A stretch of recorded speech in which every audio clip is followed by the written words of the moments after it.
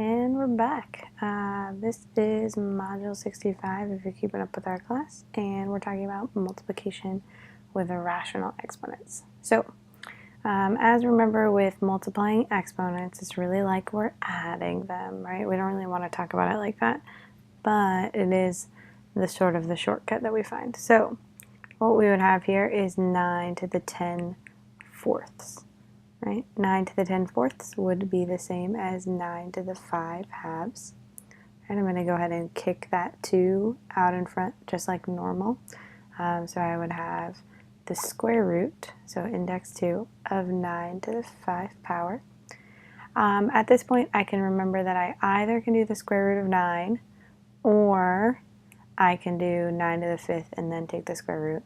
That sounds really difficult because I already know that the square root of 9 is 3. So I can simplify that right away. And 3 to the 5th power is 243. I did that on my calculator. 3 times 3 times 3 times 3 times 3, or just typed 3 caret 5, and that got me to 243. Right? It might be a useful thing to memorize if you're interested, but we would have 243. The other thing we can do here, because this is really interesting, is that because we see the same base here, right? Because we see the same base, we can do the 9 times the 9 to the power of 5 quarters, right? So we see the same base and the same exponent. So because there's the same exponent there, we can multiply the two bases together. That's going to get us 81 to the 5/4 power, right? That 4 is going to go out in front. So that means that we have the 4th root of 81 to the 5th power, right? The 5 gets to stay. I'm thinking about 81. I know it's 3 and 27, 3 and 9. 9 is 3 and 3. I'm looking for groups of 4. See it at the 3 there, and I get 3 to the 5th power, which we see exactly the same as here, and get 243. So two separate ways of going about this problem. Both of us get us to the same place. So I'm going to go ahead and erase this here so I have some more room.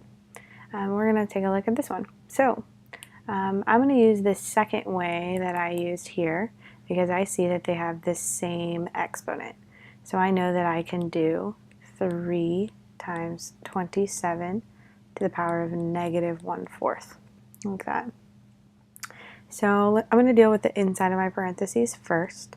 So I'm going to have 3 times 27, which is 81, to the negative 1/4 power. Reminder from our last video that anytime we have a negative exponent, it's going to make a fraction. So 1 over 81 to the 1/4 power. The 4 is going to kick out in front, just like we've been practicing here. So we'll have the 4th root of 81. Right, it still has that 1 power, but not really necessary to write it down. And that 1 is still sticking up there. I know from right up here that the 4th root of 81 is 3. So I would have 1 over 3. That's going to be my answer for this problem. We're going to use the same thing when we look here. I see that my exponents are the same. So I use my bases, I multiply my bases, 128 times 4, still have the same exponent. So I know 128 times 4, I can do it in my calculator, is 512, I think. Let's try 128 times 4, yep, 512. 512 to the negative 1/3 power. I want to put it 1 over 512 to the positive 1/3 power, right? Remember when it goes downstairs, it loses its negative sign, right? Operates on it.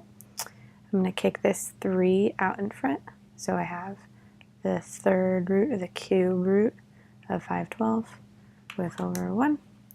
I'm going to do 512. I know that the cube root of 512, cube root of 512 is 8, because 8 times 8 times 8 would give you 5/12. So I know that I have 1/8, 1 over 8, just like that. So that is going to be how I deal with them when they have the same exponent. And then when I get a couple problems where they have different exponents, right? So I can't just combine these, right? Because they don't have the same exponent. I also see that I have the letter D here, so that variable is going to change it a little bit. So I remember that I'm adding my exponents together. So what I have here is D to the 5/2 plus 1/2, right? They have the same denominator, so this is pretty easy. I have D to the 5 plus 1, 6 over 2, which would be D to the 3rd. And I would type that straight into my answer box.